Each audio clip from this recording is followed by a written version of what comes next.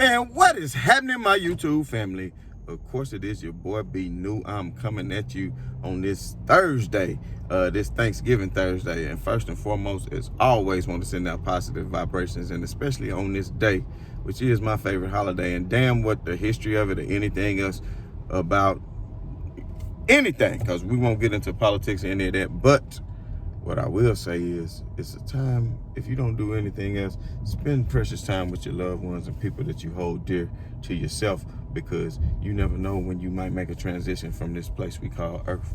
You understand what I'm saying? And go on to be somewhere else or to another afterlife. So at the end of the day, time is precious, man, and moments with your family is precious. So do what you can while you can. But with all that being said, as we all know, the Los Angeles Lakers took on the Indiana Pacers at Indiana last night.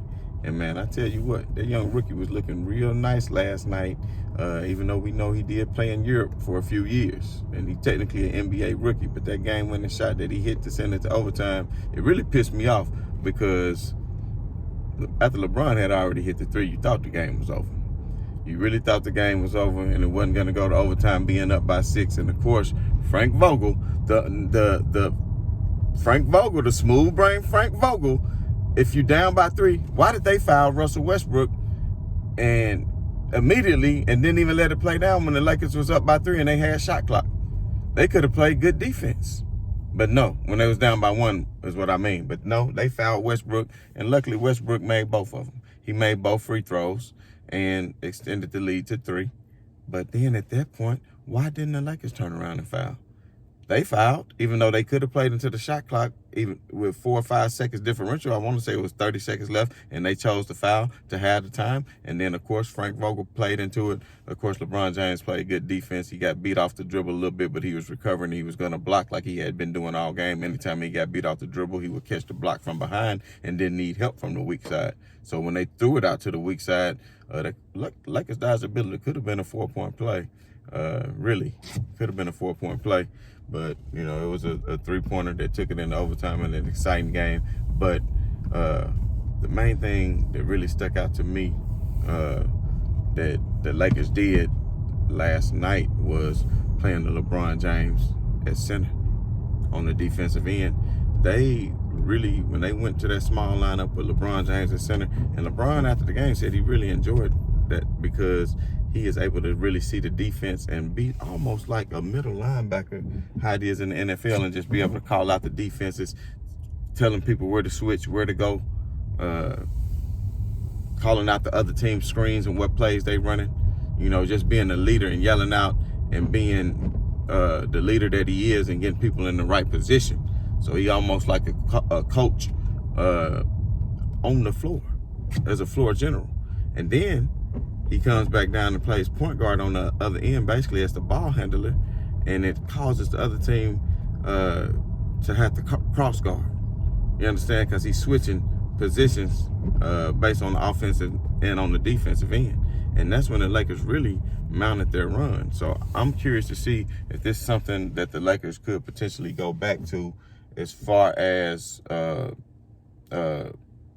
you know, Frank Vogel's rotation, even though we know Anthony Davis did not play last night. So while everybody keep panicking, and I know it's just the Indiana Pacers, but they are a young, good team, and everybody keep panicking, and I keep saying LeBron James only played 7 games this year. I keep saying LeBron James only played 7 games this year. So if LeBron only played 7 games, why you all worried about a record? They 10-10. And now LeBron only played 8 games. So what are you worried about? The losses came when he wasn't in the lineup. Losing to OKC, losing to whoever, but people keep saying it's a super team. Well, how's a super team if they cannot beat OKC and all these other teams unless they get LeBron James? And you saw what he did last night. Even after they hit that great shot to go into overtime, what did LeBron James do? Come out and hit long distance threes again. Steph Curry with the shot. Hitting it from long range. You understand what I'm telling you? Hitting it from long range. Twice. 3 times. I didn't like that he had 5 seconds on the clock and chose to pull up and shoot such a long three and send it to overtime. Well, maybe because he knew he had a shot going and what he was about to do to their ass in overtime. Maybe that's what it was. But either way, hey, I don't get too high off victories, just like I don't get too low off losses. So just like when the Lakers lost the past couple times, you didn't see me sit up here and say, oh, well, the season's over, blow it up and go into panic mode or any of that. And when we win, I'm not about to say, oh, well, we unstoppable and we're going to win the championship. It's a process. It's only been 20 games. It's a process. How many games have they played together? And Russell Westbrook has not been the problem. And LeBron James only had 2 turnovers last night. Russell Westbrook, his field goal percentage was not that good last night, but his energy that he brought, Taylor Horton-Tucker, he was okay. He wasn't just great last night, but Malik Monk has been playing outstanding off the bench. He poured in 17 points. Carmelo Anthony, I think, had 14. So anytime you can get 3, which Avery Bradley laid the goose egg, just like Horton-Tucker did the other night. But anytime you can get your bench, a couple of bench players, just kind of like the Knicks won the game the other night when they had Burks and Topper and whoever else all in double digits, 3 bench players in double digits. When you can get 3 of your bench players in double digits, that means your bench giving you at least 30 points at a minimum. So if your bench is coming in contributing and your starters are doing what they're supposed to do and get paid a lot of money to do, then you should be in every single game. And to me, I think that was a shining spot for the Lakers because AD doesn't even like playing center. And I can see them playing a small ball lineup, still putting LeBron at center and having AD at his natural position that he likes better in the 4 spot anyway.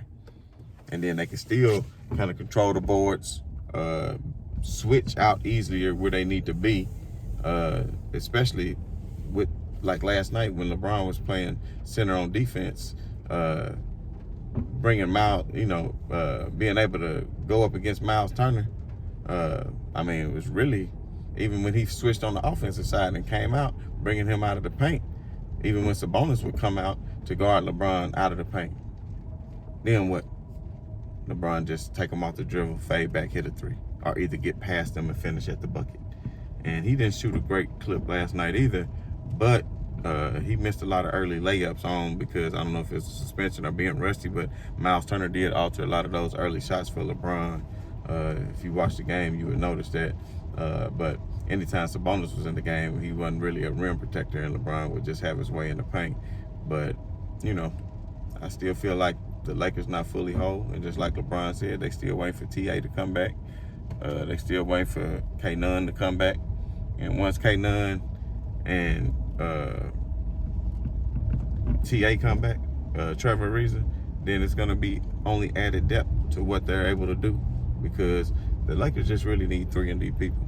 And when they play that small lineup with LeBron out there, then trust and believe shooters are going to have opportunities. And if these shooters have opportunities, then they're going to start knocking down open looks. Wayne Ellington last night, I won't really call him streaky because he's a 40% 3-point shooter, which is pretty good. And I've been singing high praises of him. He hadn't been good the past couple of games, but last night he had a shot going. And once you get your shot going, for somebody like Wayne Ellington, the Lakers can be a very, very dangerous team. And speaking of dangerous teams, you saw what Golden State did in the second half last night. So, to say I'm not concerned about the Golden State Warriors would be a lie. And I'm not, people say, oh, you delusional. Like, oh, no. People, I'm not sitting up here. I'm always positive and believe. Because I think, your mindset is a serious thing. And I'm not crazy. I know the Lakers do have what it takes and the pieces necessary to win the championship and compete for a championship this year, regardless. But out of all the teams out there to be concerned with, I would say Golden State is their team because of what they can do and how they spread the floor and how they can continue to pour on the threes. They have the largest win point differential of all time right now. 21 games in for them. You understand what I'm saying? Even more than the 96 Chicago Bulls. So, Golden State is a good team. The Lakers still got a J.O. You know, like I said, give it to Christmas, All-Star. Let another 20 games go by with LeBron James playing all 20. I said that yesterday. Let another 20 games go by with LeBron James playing all 20. That's all you got to do.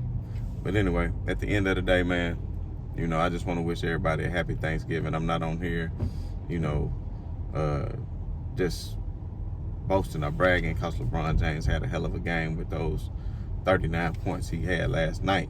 But at the end of the day, for anybody who thought that he was washed up and that he's not going to be a great contributor, he's still a top 3 or 4 player in this league at 37 years old.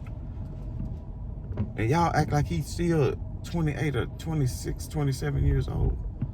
But anyway, I ain't got time for this. I got food, this marinade. I got stuff I got to handle. So, as always, man, it's been a pleasure. Right on to the real. Much love to these haters, man. And happy Thanksgiving to all. I'm out.